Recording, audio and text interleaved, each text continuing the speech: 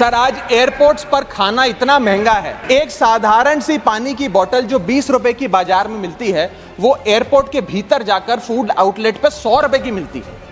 आज यात्री जो इंतजार कर रहे हैं अपनी फ्लाइट का, वो पानी पीकर पेट भर रहा है कि कहीं 250 रुपए की चाय और 350 रुपए का समोसा ना खरीदना पड़ जाए। इस देश में जहाज में उड़ना और जहाज में उड़ के अपनी मंजिल तक पहुंचना आज भी इस देश की बहुत बड़ी आबादी के लिए एक सपना है। बताइए सर, एक आम आदमी एयरपोर्ट पर अपने जहाज का इंतजार करते हुए क्या एक चाय नहीं पी सकता?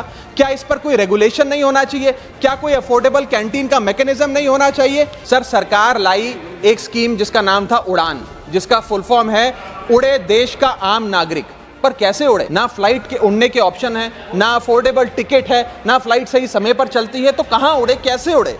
1 केजी अगर एक्सेस बैगेज हो जाए तो फ्लाइट आपसे हजारों रुपए का किराया वसूलती है, लेकिन कई घंटों के डिले के लिए क्या फ्लाइट हमें कॉम्पनसेट करती है? सर, हमें इस देश में एयर यात्रा को लग्जरी ट्रैवल नहीं बताना सर, आम ट्रैवल बनाना है, जैसे कि ट्रेन का है। वादा किया था सर आय बढ़ाने का, आय तो बढ़ी नहीं, महंगाई बढ़ गई। और सर, बढ़ती महंगाई और घटती कमाई के चलते आज देश को आधार कार्ड की नहीं, उधार कार्ड की जरूरत पड़ रही है। ये सरकार आप सबको गरीब कर रही है। गरीब सिर्फ वो नहीं सर जो सड़क पे कटोरा लेकर भीख मांग रहा है, हम सब गरीब हो रहे हैं। गरीब इसलिए हो रहे हैं कि हमारी आमदनी नहीं बढ़ रही, लेकिन महंगाई बढ़ती जा रही है। हम लोग एक ही चीज पर न जाने कितनी बार टैक्स भरते हैं। जैसे कि जब आप पैसा कमाते हैं तो इनकम टैक्स भरते हैं, उस इनकम से आप गाड़ी खरीदते हैं तो गाड़ी खरीदने पर जीएसटी देते हैं, जब गाड़ी खरीदते हैं तो रोड टैक्स भी सरकार आपसे वसूलती है, फिर रोड डेवलपमेंट सेस भी आपसे लेती है।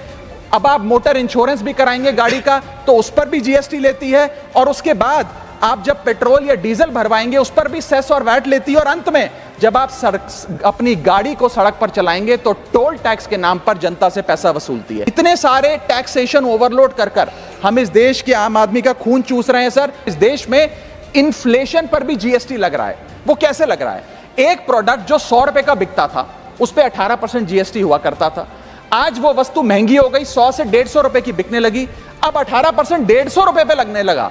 यानी कि 50 रुपए की जो महंगाई है उस पर भी सरकार जीएसटी लेने लग गई है, which is GST on inflation. में जिन लोगों को अर्थशास्त्र के बारे में जानकारी नहीं है, उनकी राय पे अगर बजट बनाएंगे तो इसी प्रकार के फ्लिप फ्लॉप्स देखने को मिलेंगे। क्या हमारे देश की वित्त मंत्री इन्फ्लेशन एडजस्टेड प्रॉफिट्स में विश्वास नहीं रखती? क्या उन्हें इन्फ्लेशन का ज्ञान नहीं है? क्या वो जानती नहीं कि इस देश में महंगाई एक प्लेग की तरह फैलती जा रही है?